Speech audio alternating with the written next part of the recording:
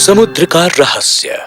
एक समय की बात है कि पुराने जमाने में नवगाड़ के इसी शहर में वहाँ एक नौजवान रहता था।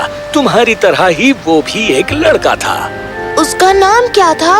उसका नाम था ज़ेंको और वो इसी समुद्र तट पर घूमा करता था पूरा दिन अपनी गिटार बजाते हुए। ज़ेंको बहुत गरीब था। उसके पास एक दमड़ी भी नहीं थी, सिवाय उसके जो लोग उसे देते थे जब वो गिटार बजाता उनके नाचने के लिए। बड़ा होकर ज़ेंको एक बहुत ही गठीला और खूबसूरत लड़का बना, पर उसने कभी किसी नौजवान लड़की के साथ नाचने की हिम्मत नहीं की, क्योंकि उसके पास बाद में शादी करने के लिए कोई पैसा नहीं था या उन्हें डिनर के लिए बाहर ले जाने के लिए। ज़ेंको अपनी गिटार के साथ अकेला रहता और आधी डबल रोटी से ही गुजारा करता जब उसे पूरी डबल रोटी ना मिलती। कई बार बस वो होता, उसकी गिटार और समुद्र होता। ज़ेंको को समुद्र से प्यार था। एक बार ऐसा हुआ कि एक शाम कुछ मछुआरों ने उससे कहा कि समुद्र तट पर उनके जालों की रखवाली करे जब वो अपनी मछली बेचने के लिए नवगाड़ के चौराहे पर जाएं। ज़ेंको तट पर एक पत्थर पर बैठा रहता, अपनी गिटार बजाता और गाना गाता। मैं गाता हूँ तेरे लिए सुंदर सागर, जब मैं तुम्हारी लहरों को देखता हूँ, मुझे देखकर लहरें हाथ हिलाती हैं, अच्छा महसूस होता है तुम मेरे साथ हो। और जब वो गा रहा था, उसने देखा कि समुद्र में एक भंवर पड़ रहा है और उससे निकला एक बड़े शख्स का सिर, जिसके नीले बाल थे और सिर पर सोने का ताज। वो जानता था कि वो बड़ा सा आदमी समुद्र का राजा है। उससे छोटी छोटी लहरें निकलकर सब दिशाओं में भाग रही थी जब वो चलकर पानी से बाहर आया।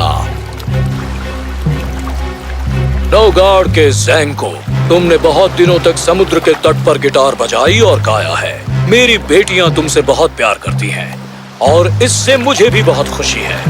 एक जाल पानी में फेंको और ये सागर गाने के लिए तुम्हें कीमत अदा करेगा, और यदि तुम्हें इस कीमत से संतुष्टि हुई तो तुम्हें नीचे आकर हमारे लिए सागर के हरे महल में गिटार बजाना होगा। ये कहकर ही समुद्र का राजा वापस समुद्र में चला गया। लहरों ने दहाड़ते हुए उसे ढांप दिया। खैर, इसे आजमाने में कोई हर्ज तो नहीं। उसने एक जाल वहां समुद्र में फेंका और फिर उसे खींचकर बाहर निकालने लगा उस चांदी जैसे चमकते पानी से। आसानी से रस्सियां निकल आईं और जाल भी, और वो चांदनी भी चमचमा और दमक रही थी।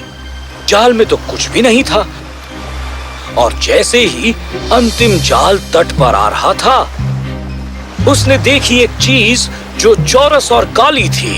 उसने उसे खींचकर बाहर निकाला और पाया कि वो एक संदूक था।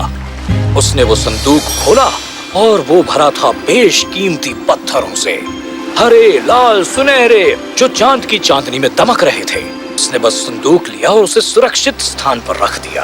पूरी रात वो बैठा रहा और उसने जालों की रखवाली की।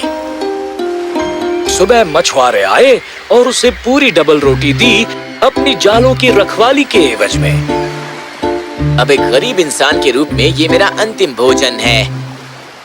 ज़ेंको शहर में चलकर वहां गया जहां उसने कुछ पत्थर बेचे, और उनके बदले उसे जो भी मिला उससे उसने बाजार में एक दुकान स्थापित की।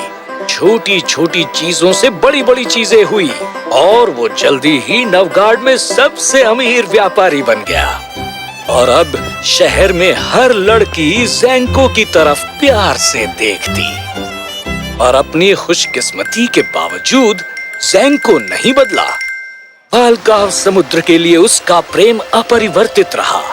हर दिन वो अपनी गिटार ले जाता और सागर तट पर उसे बजाता और गाता।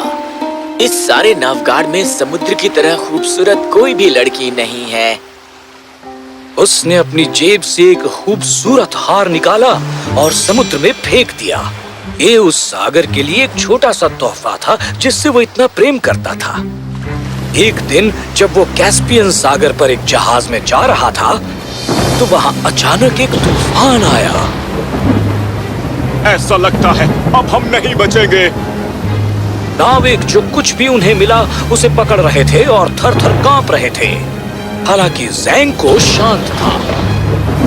मुझे अब याद आ रहा है एक पुराना वादा जो मैंने किया था। अब समय आ गया है उसे पूरा करने का। अपने हाथ में गिटार लेकर वो जहाज से कूदा और नीचे कैस्पियन सागर में छलांग लगा दी। लहरें उसके सिर के ऊपर आ गईं। फिर अजीब बात है, तूफान थम गया।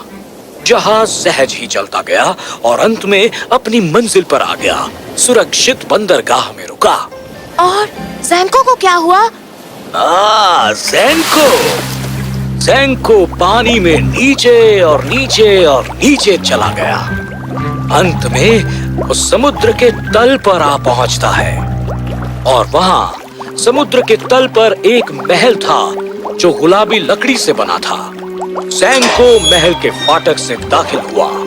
अंदर वहां एक बहुत बड़ा हॉल था और सागर का राजा उस हॉल में विश्राम कर रहा था और उसके सिर पर उसका ताज था और उसके नीले बाल उसके आसपास पानी में तैर रहे थे। ज़ेंको, तुमने वो लिया जो समुद्र ने तुम्हें दिया, और तुमने बहुत समय ले लिया सागर के महलों में आकर गाने को। हे महान राजा, क्षमा कीजिए। तो अब गाओ। और ज़ेंको ने अपनी गिटार बजाई और गाने लगा। मैं तुम्हारे लिए गाता हूँ महान राजा, सारा जल और लहरें हैं तुम्हारी। हे महान सागर के राजा, सब कुछ है तुम्हारा, नमक और मछली भी। मैं आपके लिए गाता हूँ और इस सुंदर सागर के लिए। मैंने इसकी लहरें देखी हैं, उसने मुझे हाथ हिलाया। हाँ सुंदर सागर, मैं आपका आभारी हूँ। मैं नाचूंगा। वो एक ऊंचे पेड़ की तरह हॉल में खड़ा हो गया और नाचने लगा। इस विशाल राजा के नाचने से सागर का तल थरथराने लगा। वो नाचता रहा जब तक कि वो थक न गया और फिर बैठ गया। तुमने बहुत अच्छा बजाया और मुझे आनंद दिया।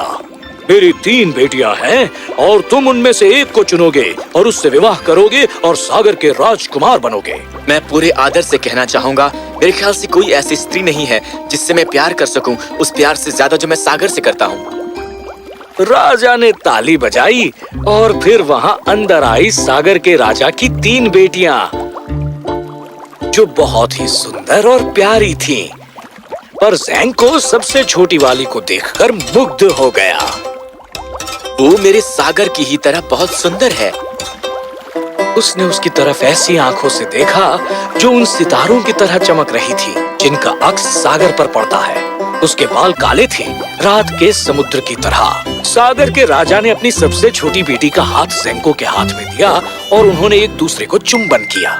तभी ज़ेंको ने उसके गले में एक हार देखा और एकदम उसे पता चल गया कि ये वही हार है जो उसने सागर के लिए एक तोहफे के रूप में फेंका था। और ज़ेंको खुशी से हंसा और सागर के राजा की सबसे छोटी लड़की को गले लगा लिया। वो भी उसके गले लग गई। जल्दी ही उनका विवाह हो गया और सागर का राजा शादी की दावत पर इतना हंसा जब तक महल कांपने न लगा और मछलियां सभी दिशा में तैरने न लगी। और दावत के बाद ज़ेंको और उसकी दुल्हन इकट्ठे उसके महल में गए और इससे पहले कि वो सोते उसने कहा, ओह ज़ेंको, तुम मुझे भूल तो नहीं जाओगे? तुम कभी कभी मेरे लिए गिटार बजाओगे और गाओगे? अब मैं तुम्हें कभी अपनी नजरों से अलग नहीं करूंगा। और जहाँ तक संगीत का सवाल है, मैं पूरे दिन बजाऊंगा और गाऊंगा। वो शायद हो। ये कहकर वो सो गई। ज़ेंको को भी नींद आ गई।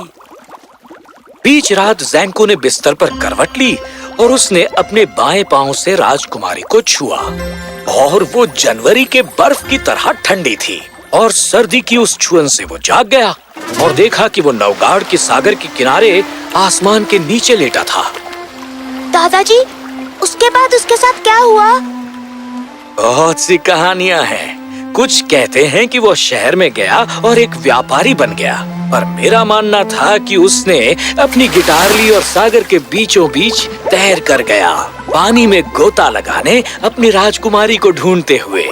एक कहते हैं कि उसे वो मिल गई और वो अभी भी रह रहा है उस गुलाबी सागर के महल में। और जब बहुत बड़ी लहरें आती हैं, तो शायद तुम्हें इसका आभास हो जाए कि ज़ेंको अपनी गिटार बजा रहा है और गा रहा है और समुद्र का राजा अपना भयंकर नाच नाच रहा है जिससे लहरें उठ रही हैं।